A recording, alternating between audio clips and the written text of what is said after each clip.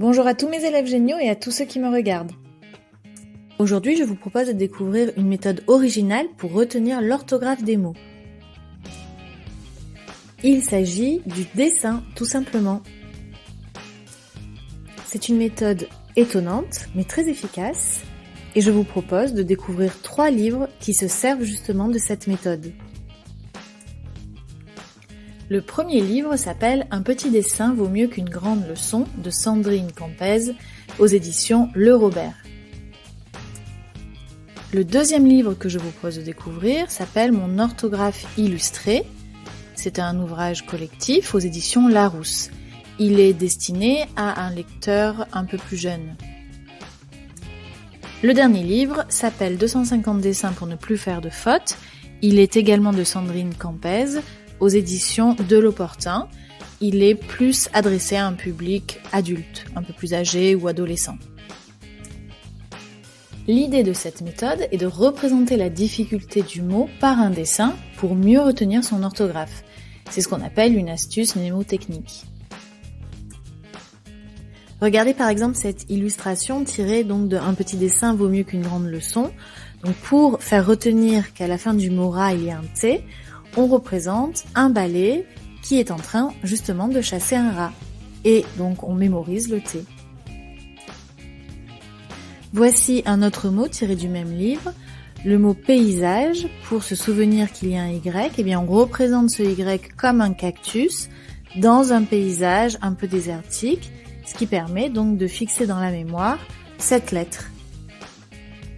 Voici un autre exemple, issu cette fois-ci de Mon orthographe illustrée. Ce livre s'adresse à un public un peu plus jeune ou à un public qui apprend le français. Donc le mot botte est représenté avec 2 bottes qui sont dans les 2 T et cela permet de ne pas oublier qu'il y a 2 T à ce mot.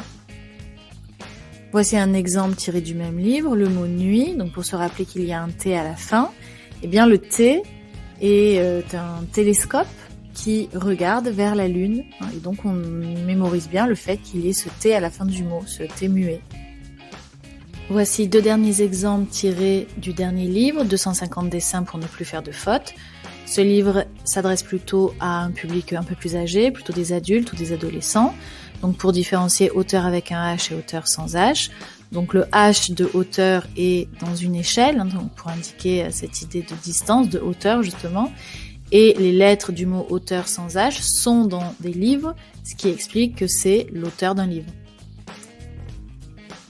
Un dernier exemple, faire une pause AU et prendre la pause avec O. Donc le AU, vous voyez le U représenté comme le signe pause sur une télécommande, et prendre la pause de l'appareil photo, eh bien le O est l'objectif de l'appareil photo. Donc avec ce dessin, on ne fait plus l'erreur. Donc c'est une méthode vraiment très efficace, en particulier pour ceux qui ont une mémoire visuelle, également très efficace pour les enfants, les adolescents qui apprennent l'orthographe. Donc je vous conseille de créer maintenant vos propres dessins sur les mots qui vous posent problème. Et n'hésitez pas dans les commentaires à indiquer vos idées. Si vous avez aimé cette vidéo, vous pouvez la liker, la partager et n'hésitez pas à vous abonner à ma chaîne pour plus de vidéos. C'était mon cours de français facile, à bientôt!